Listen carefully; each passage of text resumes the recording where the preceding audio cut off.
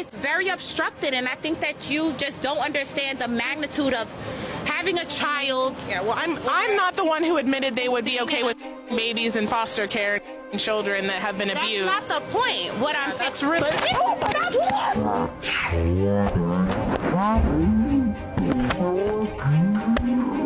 Man, what did he do to make them niggas that mad? So you remember growing up and your parents, teacher, whoever told you, yo, no matter if someone gets mad or whatever, keep your hands to yourself. Keep your hands to yourself. Always. But lately, it seems like that's been corrupted to, hey, if I disagree with what you say, mind you, we're just keeping our words. I disagree to what you say, I'm going to punch you. I'm going to put my hands on you. Now, coming from a former crash out like myself, I believe is a level where, you have to just scrap up. I do believe that. I do believe that. But for the most part, people got to take accountability for what they say and the actions the way you react to what they say. You have to take accountability for both. So this lady right here on the screen, she was assaulted by someone she was interviewing on a video about abortion. Now, I don't really like to get into politics because I've realized that not enough people are mentally mature enough to have that conversation. Now, this lady, she was interviewing people on the topic of abortion. Now, if I could give any negative to what that lady said, I would say it's, if you're having a conversation that heavy, you have to tell the person beforehand, hey, this is the topic, this is the subject that we're talking about. But also on the lady that she interviewed, you should be asking, hey, what is this subject about? Because I feel like a lot of people, when they get on camera, they start capping, man. They start capping, or they start putting on a persona that's not really them, just to probably get some clicks or something. But that's like the only thing I would say. I don't remember if she gave the woman any knowledge about the topic beforehand. And it started off cordial, started off nice. But then the conversation just takes a dip. It take a huge dip. And as you guys can tell in the video, yeah, she takes a huge dip. And it's just crazy what the lady says. Mind you, there's certain topics I can't really say on YouTube, but for the most part, she says something really like straight up demonic, like straight up evil. Like, she talks about all orphan kids, like, and I'm just like, damn, this does sound like something I know a lot of people say on the internet, but the internet is not always real life. But because the lady caught her in this argument, caught her slipping, saying something like crazily demonic, evil, the other lady, the interviewee, like, she puts like the beats, like either one punch or a really, really heavy-handed punch to the lady, and she starts bleeding from her head. And I'm like, damn, like, if you say something that you didn't mean, or if you say something by mistake, you can easily just walk back that statement. You don't have to put your hands on somebody because they caught you in saying something that's crazy. You shouldn't do that. Like, I don't know if no one told you, shouldn't be out here like falcon punching people. It makes no sense. And then the whole thing happened, and then we find out later that the woman's arrested. And I see a lot of people saying like, yo, man, F that lady, like, she deserved it. Like, I would personally do that. And it just showed me a lot that people really do not know how to have conversations.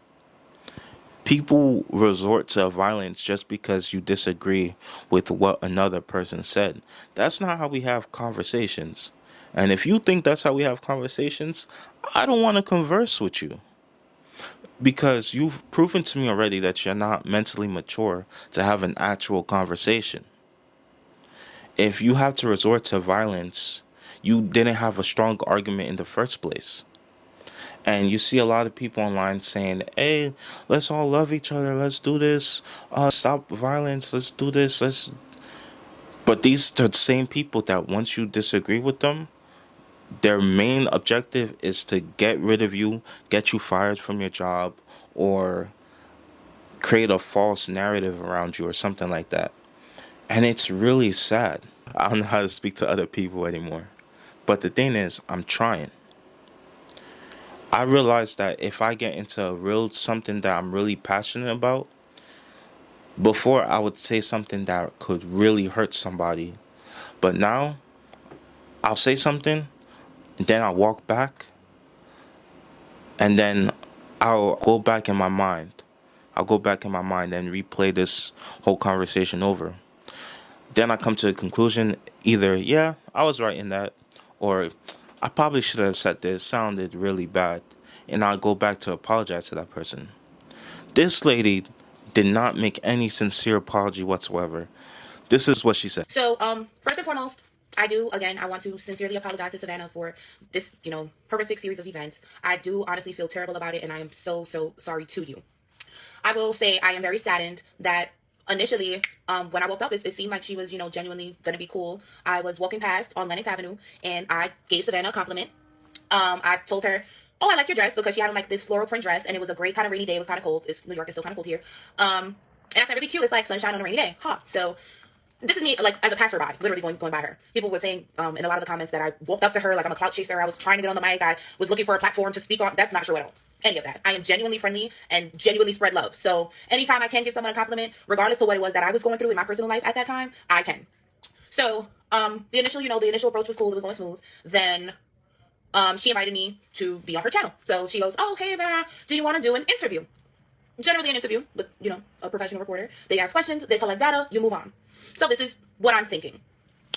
As I first approached, her body language was, friendly, welcoming, very professional. As the interview went on, her demeanor kind of switched and her body language changed to condescending and confrontational.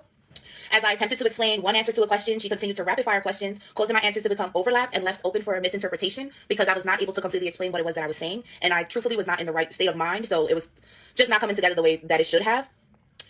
Savannah continuously interrupted my thoughts, and she rage baited me by attempting to dictate what I was saying. There's even a point in the interview where I throw up the peace sign as a silent goodbye. And Savannah, like the temptress of trouble she is, continued to flip my words on this very slippery subject. The light that Savannah is shining me in is so false. I am so polite and friendly. I'm not volatile. It really takes a lot, for anything like this to come out of me. I'm very upset that I allowed this woman to railroad me into becoming so angry. I would have declined speaking with her had she led with the interview's premise, or had I known that Savannah's entire rhetoric is to rage bait, infiltrate, and manipulate people that she invites on her platform to interview and then forces her ideologies down their throats. I'm sorry, I wrote something down just because I don't want to miss any of these points, and I don't want my words or anything else to just turn into something else. So she professionally rage baited me. Then, this video, as of now, has altered my life drastically. The internet is literally making me a political martyr. When Savannah asked, so you're saying kill foster kids? When I said, yeah, why not? Yeah, she said all that nonsense and then expects us to feel bad for her, and she's doing a GoFundMe because she's really the victim. That makes no sense. You put your hands on her. You put your hands on her, bro. You did. You could have left that whole argument, said the most heinous stuff, which I don't agree with, and then made your way. Said, hey, this interview's over. Don't want to speak to you anymore, and gone on your own way. That's respectable. But instead, you chose violence because you believe that doing violence upon somebody else is how you fix problems. Even if the lady is conservative or the lady says something that you don't agree with, debate her on what you disagree with. But be logical.